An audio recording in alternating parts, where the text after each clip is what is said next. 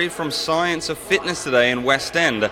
You're the co-founder, aren't you, Rory? Yes, I am. I'm one of the co-founders. There's two of us. And how are you doing today? Yeah, good. Yeah. Been going since 5, so... You're looking so awake, it's making me jealous. Oh, honestly, you get pretty used to it, I think, getting up this early. It's just becomes a bit of a routine, bit of a habit, so it's not bad at all. Definitely. Speaking of routine, actually, they're already started out there, haven't they? You've got a bit of a community of fitness people. They've already started their routines with fitness. Yeah, absolutely. Look, we start at 5 every morning, and then so this is second class at 6 o'clock, and I think the whole point of getting the whole fitness community together is really about that community element. It's a real big part of our gym. I make sure that everybody knows everybody and everybody has a whole lot of fun. Our trainers are inclusive, and we make sure that it's something that people want to come to, because getting out of bed early for no other reason other than to train can get a little bit monotonous. So we just want to make sure that it's all fun and games and people enjoy it and people come to something other than just coming to sweat. And it's interesting. And actually, it's interesting you said that as well. So me and Rory are actually talking a little bit more about the science of it, hence the name Science of Fitness. Yeah. Do people perform better on their own or in groups and kind of community atmospheres?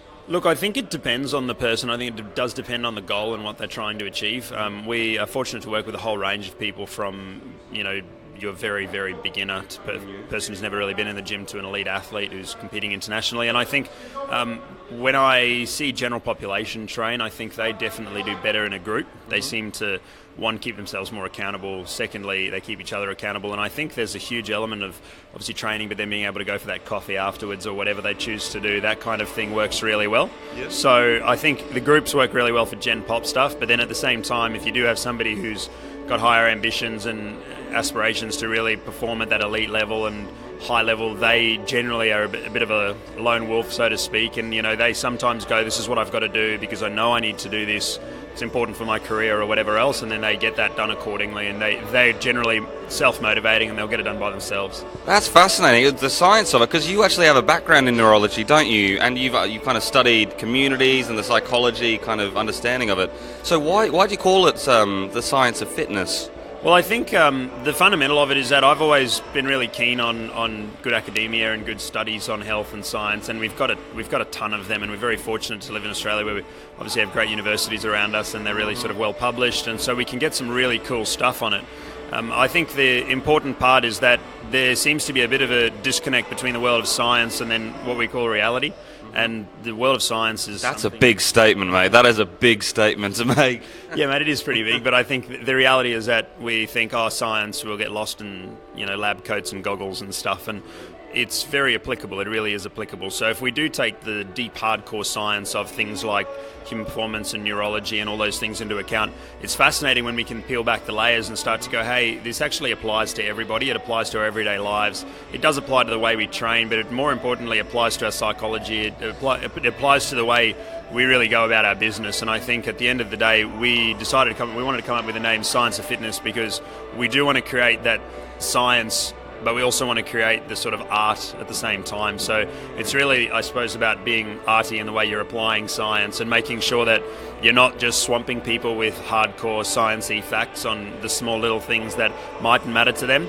It's about making it fun, making it inclusive, but also ensuring that from a training perspective, we've got that backing and that real understanding of why we're doing certain things and why we're doing them in certain orders, etc. Gotcha. So it's the kind of pragmatism, practical side of applying, or the application of science with your day-to-day reality. So when you say reality, I thought you were going to go on a big tangent about the abstract and nothing's real. You mean trying to apply the science of what we've learned and inherited to apply to the benefit of your day-to-day. Yeah, absolutely. I mean, if you get into the whole reality, we can talk for hours on that, and they've got to be short and snappy. I'm thinking, it's a deep hole. I think, it's far more to do with the day-to-day reality, and the fact of the matter is that if we look at things, for example, like a crawling pattern, a crawling pattern is a fundamental human locomotion, and we generally crawl as babies before we can walk. So we'll start on your back, you start moving your hands and legs as a baby, as a newborn, then you'll start crawling, then you'll start walking. So when we become adults, I don't see the reason that we don't revisit those crawling patterns. Interesting.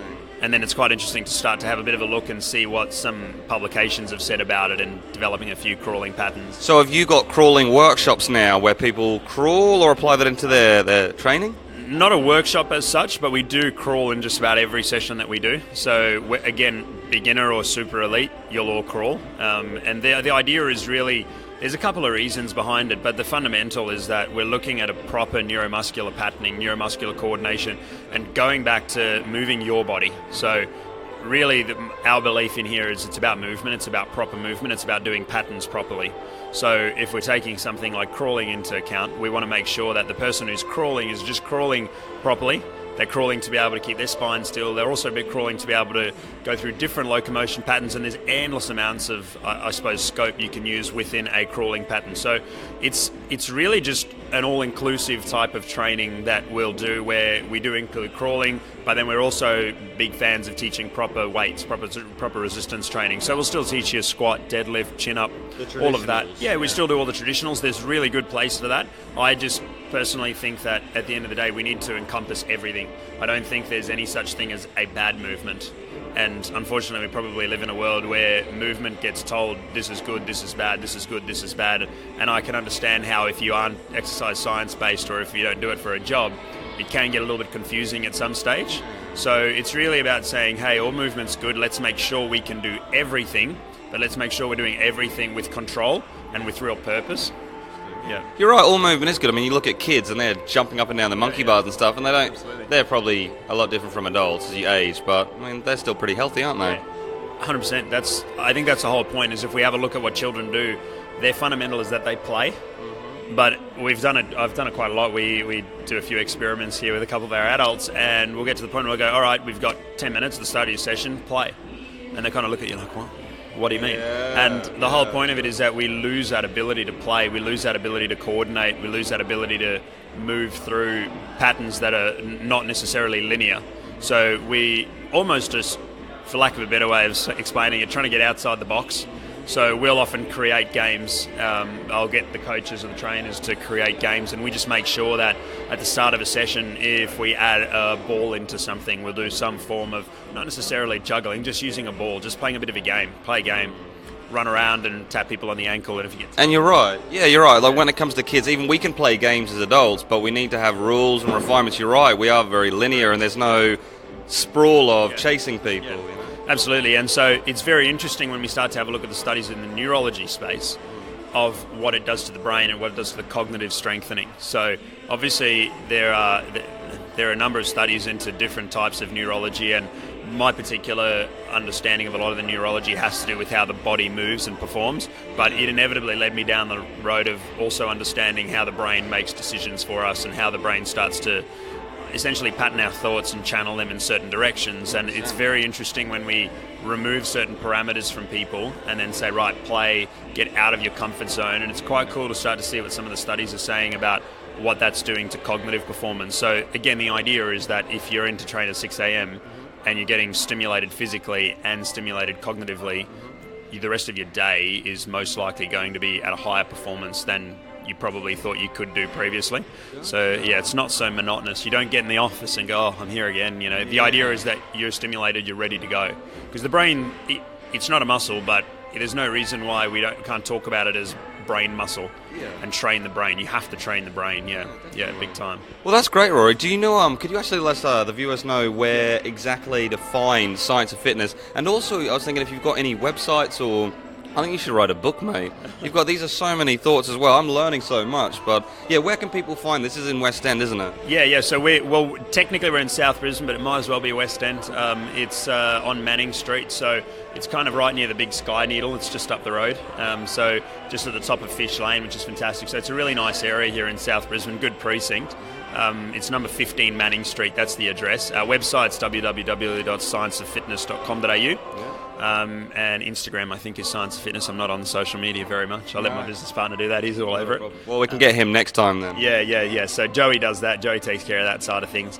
But yeah, it's so South Brisbane basically, and we've just opened another studio in Wollongabba. So that's just about to get up and running properly. So it's sort of a bit of a soft opening at the moment. Next week, Monday, we're ready to go, ready to hit the ground running. So that's what we've called our Platinum Studio, and the idea is it's a little bit smaller.